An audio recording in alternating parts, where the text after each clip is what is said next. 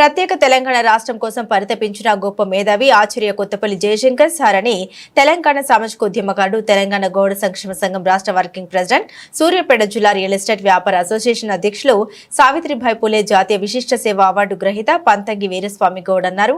బంగారు తెలంగాణ కోసం తన జీవితాన్ని అంకితం చేసిన పోరాట యోధుడు ఆయన.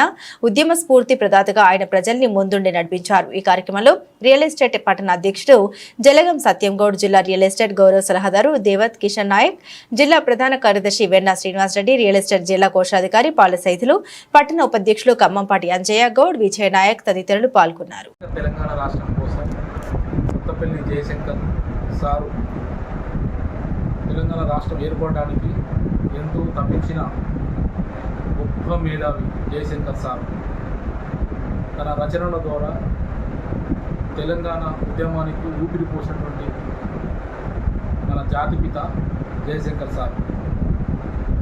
జయశంకర్ సార్ ప్రజల్లో చైతన్యం పరిచి దగాపడ్డ ఆంధ్ర పాలకుల చేతుల్లో తెలంగాణను నీళ్లు నియామకాల నిధులను దగాపడుతున్న తెలంగాణ రాష్ట్రాన్ని ప్రజలకు చైతన్యపరిచి ఉద్యమ స్ఫూర్తిగా నిలిచి అందరికీ చైతన్యం కల్పించి తెలంగాణ రాష్ట్రం ఏర్పడడానికి క్రియాశీలక పాత్ర పోషించినటువంటి గొప్ప మేధావి మన జయశంకర్ సార్ అనే సందర్భంగా తెలుసుకుంటాం.